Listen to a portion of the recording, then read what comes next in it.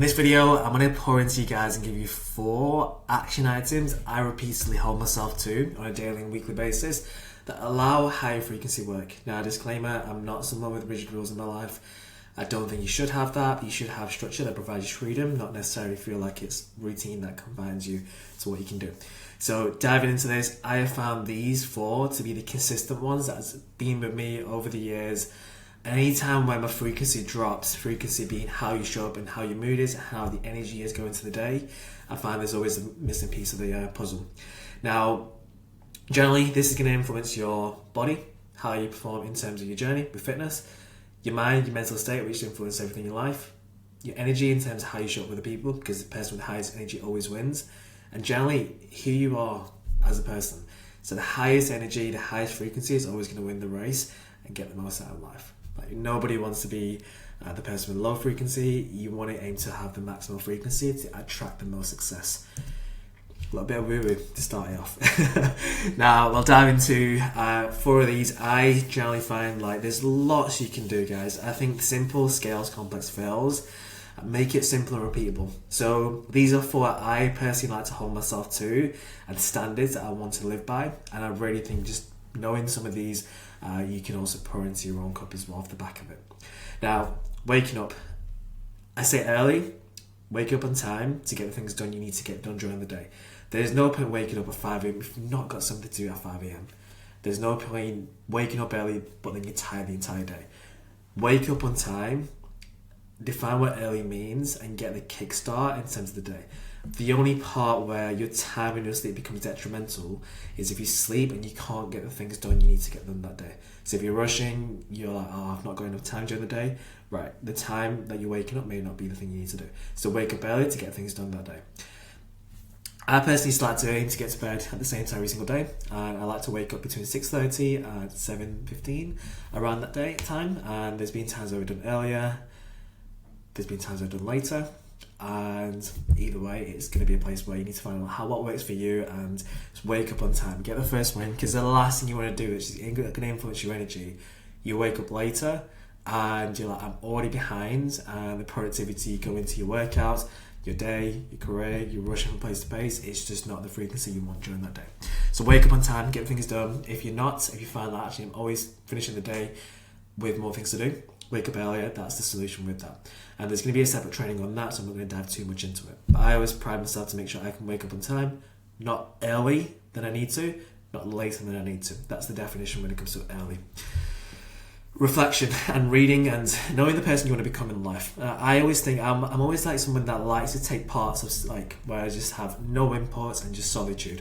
So personally, sometimes it is like there's a lot on my mind, I dump it down on paper because you can see it raw. Sometimes, the majority of the times, it's just usually get up, get out of the house, go for a morning walk, don't allow any inputs like podcast, music, WhatsApp, social media. Just really reflect on the person you want to become, remind yourself every single day. So small habits that I've almost picked up is like, let's say I am someone that bites my nails, and maybe write down and reflect, actually I don't want to be the person that bites my nails. Or like small things like in terms of, I'm not, like let's say I'm being a bit more negative, I'm like, actually that's not me, I need to reflect to the person I want to be. Like, really remembering like your mood and your frequency is something you need to be aware of, because awareness precedes change, and unless you know what needs to change, it's hard to change it.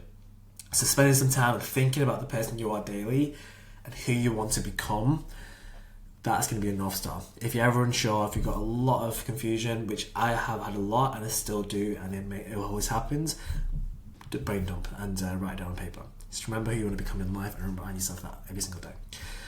Or at least most days. Work out and eat just what you need. I think, generally speaking, like as much as we're training and navigating nutrition to look good, perform better, feel good, it influences everything. Like, generally speaking, I think you'll do yourself a disservice if you just see working out as like, oh, it's a 12-week thing, or it's a phase I'm in. I'm trying to get healthy for a holiday. I'm trying to look good for Christmas. Like, go beyond that. Play the infinite game. Like, I know for me, for right now, like, yes, I've got body composition goals, but use your mind, use your body as transportation. Get working out, get the juices flowing, work out hard, because if you work out hard in the gym, it's transferring it elsewhere, and just create an attitude and a habit or performing highly in everything you do. Workouts become that area of self-development. You work in yourself, you work in your body. The gym is just your avenue to get better. It carries over to everything. So stop seeing it as a body transformation, start seeing it as bigger than that one piece of it. Eat just what you need. Eating more than you need never helps anyone. Personally, I'm always like, I have some affirmations to myself, such as that I'm in control. I don't need caffeine, sugar, or like food to cope through the day. And eat just what you need. Eat for health. Everything else will follow. If there's a trade-off between your health and the body and the macros, then I'd always go for health.